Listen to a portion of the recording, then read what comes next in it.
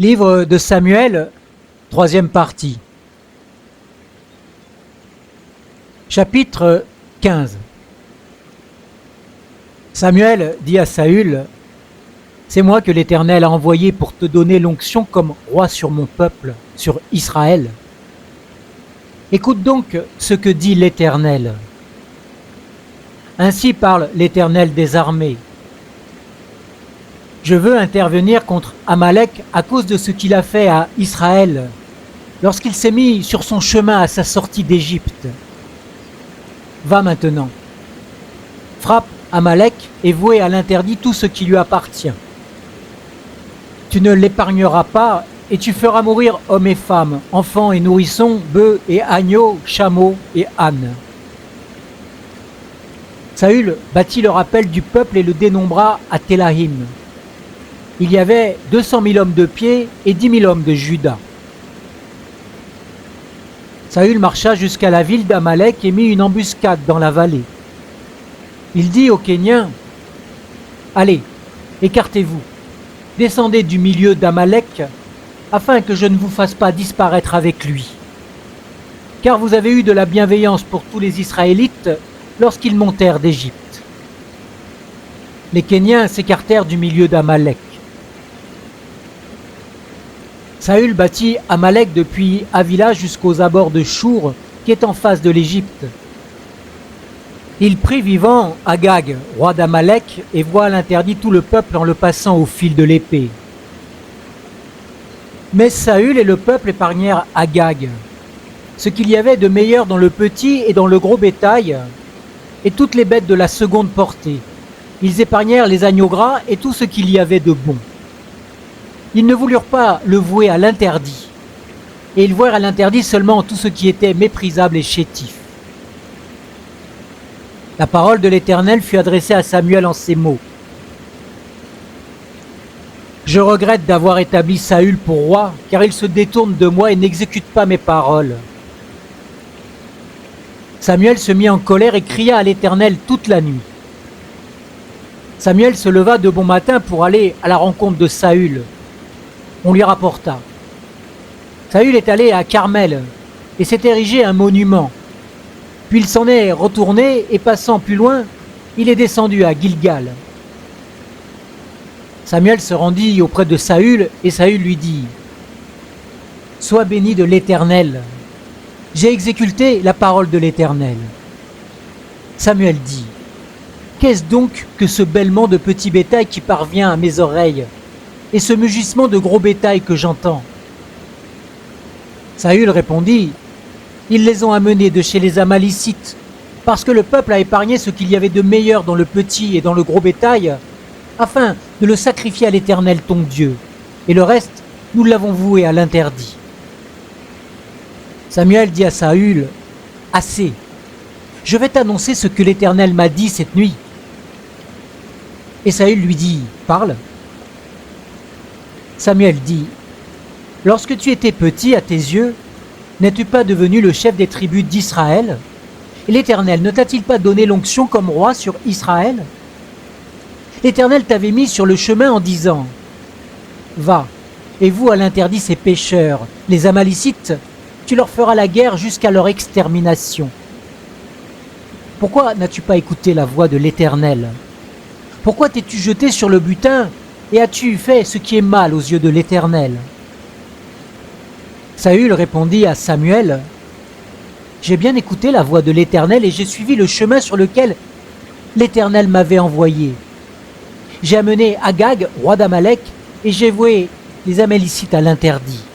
Mais le peuple a pris sur le butin du petit et du gros bétail, comme prémisse de l'interdit, afin de les sacrifier à l'Éternel ton Dieu, à Gilgal. » Samuel dit, « L'Éternel trouve-t-il autant de plaisir dans les holocaustes et les sacrifices que dans l'obéissance et la voix de l'Éternel?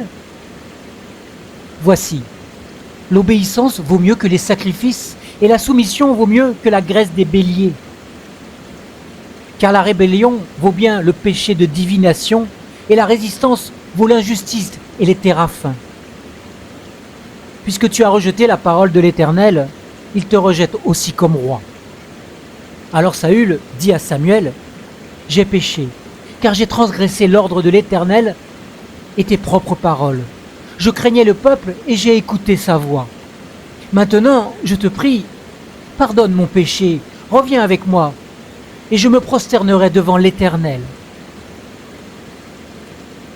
Samuel dit à Saül, « Je ne reviendrai pas avec toi, car tu as rejeté la parole de l'Éternel, et l'Éternel te rejette, afin que tu ne sois plus roi sur Israël. » Comme Samuel se tournait pour s'en aller, Saül le saisit par le pan de son manteau qu'il se déchira. Samuel dit, « L'Éternel déchire aujourd'hui la royauté d'Israël pour te l'ôter, et il la donne à l'un de tes proches qui est meilleur que toi. » Celui qui est la force d'Israël ne ment pas et n'a pas de regret, car il n'est pas un être humain pour éprouver du regret. Saül dit encore, « J'ai péché, maintenant je te prie, honore-moi devant les anciens de mon peuple et devant Israël.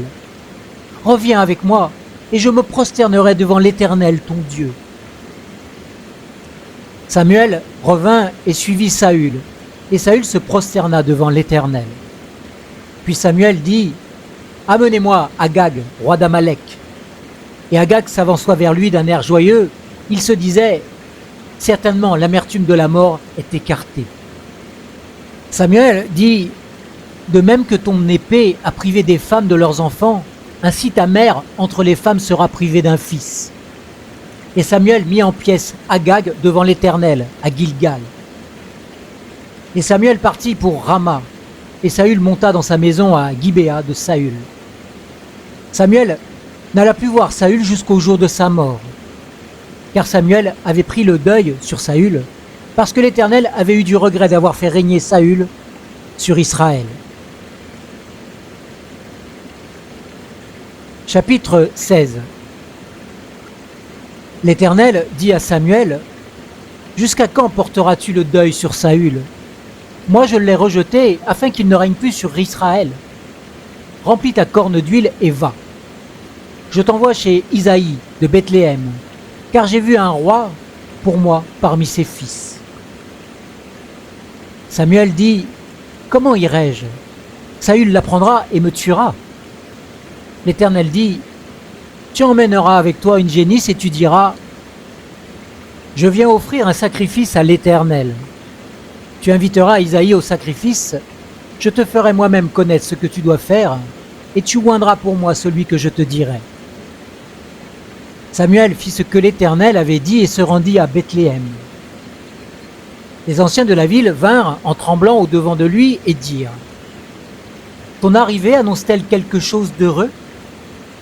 Il répondit, « Oui, je viens pour offrir un sacrifice à l'Éternel. Sanctifiez-vous et venez avec moi au sacrifice. » Il fit aussi sanctifier Isaïe et ses fils et les invita au sacrifice. Lorsqu'ils arrivèrent, il se dit, en voyant Éliab, « Certainement le Messie de l'Éternel est ici devant lui. » Mais l'Éternel dit à Samuel, « Ne prends pas garde à son apparence et à sa haute taille, car je l'ai rejeté. Il ne s'agit pas de ce que l'homme considère. L'homme regarde à ce qui frappe les yeux, mais l'Éternel regarde au cœur. » Isaïe appela Abinadab et le fit passer devant Samuel. Samuel dit, « L'Éternel n'a pas non plus choisi celui-ci. » Isaïe fit passer Shamma, et Samuel dit, « L'Éternel n'a pas non plus choisi celui-ci. » Isaïe fit passer ses 7 fils devant Samuel, et Samuel dit à Isaïe, « L'Éternel n'a choisi aucun d'eux. » Puis Samuel dit à Isaïe, « N'y a-t-il plus d'autres jeunes gens ?» Et il répondit, « Il reste encore le petit, mais il fait paître le troupeau. » Alors Samuel dit à Isaïe, « On va le chercher, car nous ne nous installerons pas avant qu'il ne vienne ici. » Isaïe l'envoya chercher. Or, il était roux, avec de beaux yeux et une bonne apparence. L'Éternel dit à Samuel, « Lève-toi, donne-lui l'onction car c'est lui. » Samuel prit la corne d'huile et l'oignit au milieu de ses frères. L'Esprit de l'Éternel s'empara de David À partir de ce jour et après, Samuel se leva et s'en alla à Rama. L'esprit de l'Éternel s'écarta de Saül, tandis qu'un mauvais esprit venant de l'Éternel le remplissait d'épouvante. Les serviteurs de Saül lui dirent : « Voici qu'un mauvais esprit venant de Dieu t'agite. Que notre Seigneur parle. Tes serviteurs sont à ta disposition. Ils chercheront un homme qui sache jouer de la harpe. Il en jouera quand un mauvais esprit venant de Dieu sera sur toi, et tu iras mieux. » Saül répondit à ses serviteurs : « Trouvez-moi donc un homme qui joue bien et amenez-le-moi. » L'un des jeunes serviteurs prit la parole et dit : « Voici que j'ai vu un fils d'Isaïe, de Bethléem, qui sait jouer. C'est aussi un vaillant héros, un guerrier parlant bien, un bel homme, et l'Éternel est avec lui. » Saül envoya des messagers à Isaïe pour lui dire : « Envoie-moi ton fils David qui est avec le troupeau. » Isaïe prit un âne qu'il chargea de pain, d'une outre de vin et d'un chevreau, et l'envoya à Saül par l'intermédiaire de son fils David. David arriva et se tint devant Saül qu'il aimait beaucoup et en fit son porteur d'armes. Saül envoya dire à Isaïe : « Je te prie de me laisser David, car il a obtenu ma faveur. » Lorsque l'esprit venant de Dieu était sur Saül, David prenait la harpe et en jouait. Saül respirait alors plus à l'aise et se trouvait mieux, et le mauvais esprit s'écartait de lui. Chapitre 17. Les Philistins rassemblèrent leurs armées pour faire la guerre. Ils se rassemblèrent à Soko, qui appartient à Juda. Ils campèrent entre Soko et Azekah, à Éphes-Damin. Saül et les hommes d'Israël se rassemblèrent aussi. Ils campèrent dans la vallée de Éla, et ils se rangèrent en ordre de bataille pour affronter les Philistins. Les Philistins se tenaient sur la montagne d'un côté, et Israël se tenait sur la montagne de l'autre côté. La vallée était entre eux. Un porte-parole sortit alors du camp des Philistins et s'avança entre les deux armées. Il se nommait Goliath. Il était de Gath et avait une taille de 6 coudées et 1 empan. Il avait sur la tête un casque de bronze et portait une cuirasse à écailles qui pesait 5000 cycles de bronze. Il avait aux jambes des jambières de bronze et un javelot de bronze en bandoulière. Le bois de sa lance était comme l'ensoupe des tisserands. Et la pointe de sa lance pesait 600 cycles de fer. Le porteur du bouclier marchait devant lui. Il s'arrêta et, s'adressant aux troupes d'Israël, il leur cria : « Pourquoi sortez-vous en ordre de bataille ? Ne suis-je pas moi, le Philistin, et vous ? N'êtes-vous pas les esclaves de Saül ? Choisissez un homme qui descende contre moi. S'il peut se battre contre moi et qu'il me tue, nous serons vos esclaves. Mais si je l'emporte sur lui et que je le tue, vous serez nos esclaves et vous nous servirez. » Le Philistin dit encore : « Je lance en ce jour un défi aux troupes d'Israël. Donnez-moi un homme et nous nous battrons ensemble. » Saül et tout Israël entendirent ces paroles du Philistin et ils furent terrifiés et saisis d'une grande crainte. Or David était fils de cet Éphratien de Bethléem de Juda, nommé Isaïe, qui avait 8 fils et qui, au temps de Saül, était devenu un vieillard au milieu du peuple. Les 3 fils aînés d'Isaïe étaient partis pour la guerre en suivant Saül. Voici le nom de ces 3 fils qui étaient partis en guerre. L'aîné, Eliab, le deuxième, Aminadab, et le troisième, Shamma. David était le plus jeune, et lorsque les 3 fils aînés furent partis à la suite de Saül, David s'en allait de chez Saül et revenait pour faire paître le troupeau de son père à Bethléem. Le Philistin s'avançait matin et soir. Il se présenta pendant 40 jours. Isaïe dit à son fils David : « Prends pour tes frères cet épha de grains rôtis et ces 10 pains, et porte-les vite à tes frères dans le camp. Tu apporteras aussi ces 10 fromages aux chefs de leurs milliers, Tu verras si tes frères se portent bien et tu prendras un gage de leur part. Ils sont avec Saül et tous les hommes d'Israël dans la vallée de Héla et font la guerre aux Philistins. David se leva de bon matin. Il remit le troupeau à un gardien, prit sa charge et partit, comme Isaïe le lui avait ordonné. Lorsqu'il arriva au camp, l'armée sortait pour se ranger en bataille et lançait la clameur de guerre. Israël et les Philistins se rangèrent en bataille, troupe contre troupe. David se défit de ses bagages, les remit entre les mains du gardien des bagages et courut vers les rangs. Aussitôt arrivé, il salua ses frères. Tandis qu'il parlait avec eux, voici que le porte-parole monta des rangs philistins. Il se nommait Goliath. C'était un Philistin de Gath. Il tint les mêmes discours et David les entendit. À la vue de cet homme, tous les hommes d'Israël s'enfuirent devant lui et furent saisis d'une grande crainte. Chacun disait : « Avez-vous vu monter cet homme ? C'est pour jeter à Israël un défi qu'il monte. À celui qui le tuera, le roi accordera de grandes richesses, et il lui donnera sa fille, et il affranchira la maison de son père en Israël. » David dit aux hommes qui se trouvaient avec lui : « Que fera-t-on pour celui qui tuera ce Philistin et qui relèvera le défi lancé à Israël ? Qui est donc ce Philistin ? C'est un circoncis pour lancer un défi aux troupes du Dieu vivant. »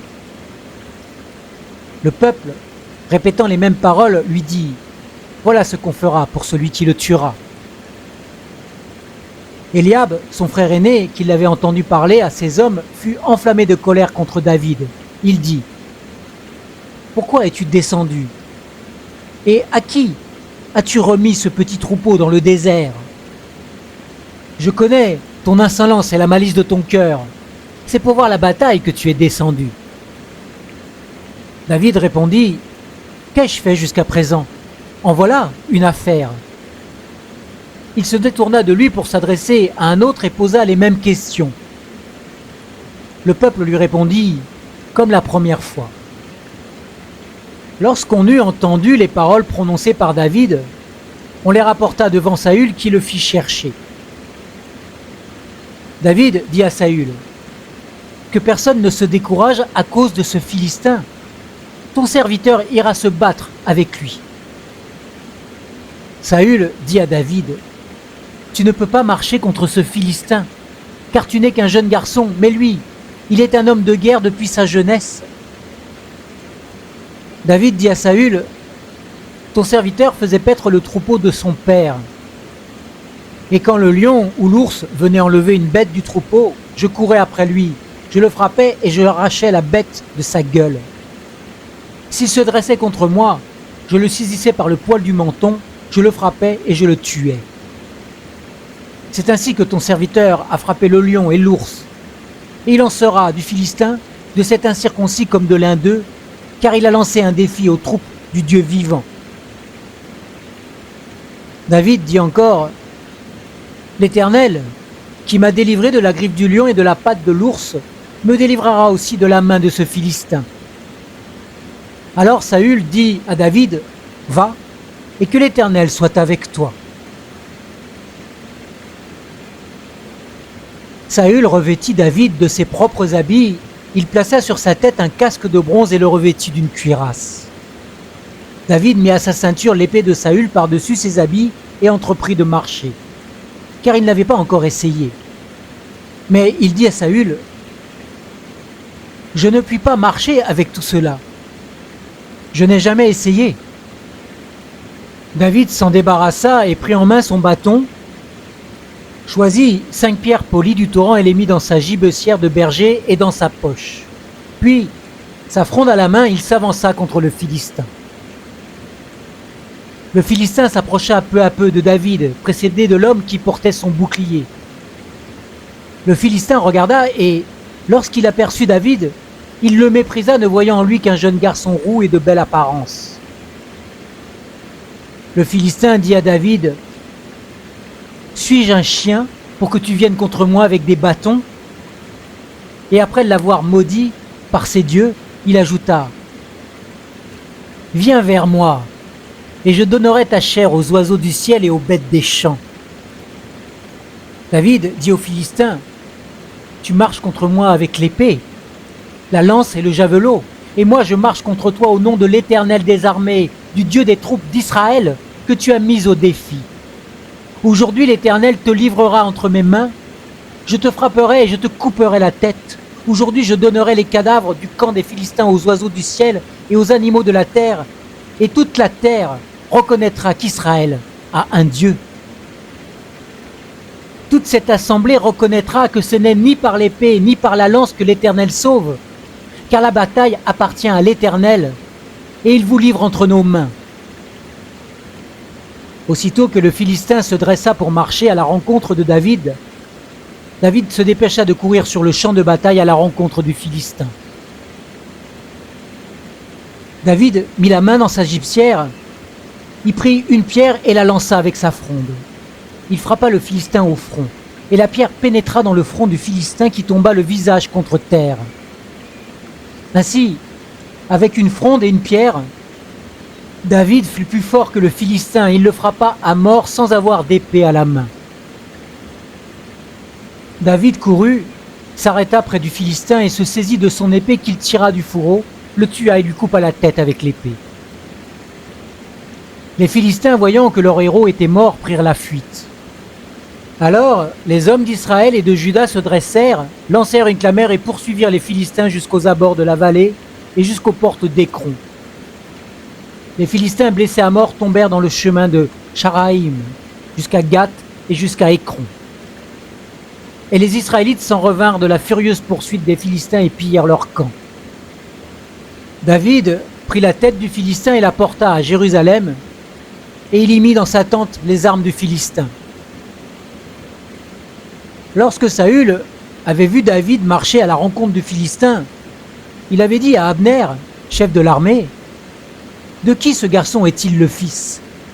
Abner avait répondu, « Aussi vrai que tu es vivant, ô roi, je ne le sais pas. » « Informe-toi donc de qui ce jeune homme est le fils, dit le roi. » Quand David fut de retour après avoir tué le Philistin, Abner le prit et le mena devant Saül.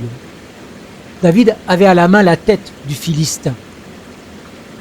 Saül lui dit, « Mon garçon, de qui es-tu le fils ?» Et David répondit, « Je suis le fils de ton serviteur Isaïe de Bethléem. » Chapitre 18. Dès que David eut fini de parler à Saül, Jonathan s'attacha à David et Jonathan l'aima comme lui-même. Ce même jour, Saül retint David et ne le laissa pas retourner dans la maison de son père. Jonathan conclut une alliance avec David parce qu'il l'aimait comme lui-même. Il ôta le manteau qu'il portait pour le donner à David, ainsi que ses habits et même son épée, son arc et sa ceinture. David allait partout où l'envoyait Saül et il avait du succès. Il fut mis par Saül à la tête des gens de guerre et il avait la faveur de tout le peuple, même des serviteurs de Saül. Au moment où les gens rentraient, lors du retour de David après qu'il eut frappé le Philistin, les femmes sortirent de toutes les villes d'Israël en chantant et en dansant à la rencontre du roi Saül, au son des tambourins, des cris de joie et des triangles. Les femmes se répondaient en riant les unes aux autres et disaient « Saül a frappé ses 1000 et David ses 10 000. » Une très grande colère s'empara de Saül qui prit mal la chose. Il dit « On en donne 10 000 à David et c'est à moi que l'on donne les 1000. Il ne lui manque plus que la royauté. » Et Saül regarda David d'un œil mauvais à partir de ce jour et dans la suite. Le lendemain, un mauvais esprit venant de Dieu s'empara de Saül, qui entra en transe au milieu de la maison. David jouait comme les autres jours et Saül avait sa lance à la main. Saül brandit sa lance en disant « Je frapperai David contre le mur. » Mais David se détourna de lui 2 fois. Saül craignait la présence de David parce que l'Éternel était avec David et s'était éloigné de lui. Saül éloigna David d'auprès de lui et l'établit chef de 1000 hommes. David sortait et rentrait à la tête du peuple. David réussissait dans toutes ses entreprises et l'Éternel était avec lui. Saül, voyant qu'il réussissait toujours, avait peur de lui. Mais tout Israël et Juda aimaient David parce qu'il sortait et rentrait à leur tête. Saül dit à David, « Voici ma fille aînée, Mérab. Je te la donnerai pour femme. Sers-moi seulement avec vaillance et mène les guerres de l'Éternel. » Or Saül se disait, « Que ce ne soit pas ma main qui le frappe, mais que ce soit la main des Philistins. » David répondit à Saül, « Qui suis-je? Et qu'est-ce que ma vie? Qu'est-ce que le clan de mon père en Israël pour que je devienne le gendre du roi ?» Lorsqu'arriva le temps où Mérab, fille de Saül, devait être donnée à David, elle fut donnée pour femme à Adriel, le Méhola. Michal, fille de Saül, aima David. On le rapporta à Saül et la chose lui convint. Saül se disait, « Je la lui donnerai, afin qu'elle soit pour lui un piège, et que la main des Philistins le frappe. » Saül dit à David pour la seconde fois, « Tu vas devenir mon gendre aujourd'hui. » Saül donna cet ordre à ses serviteurs.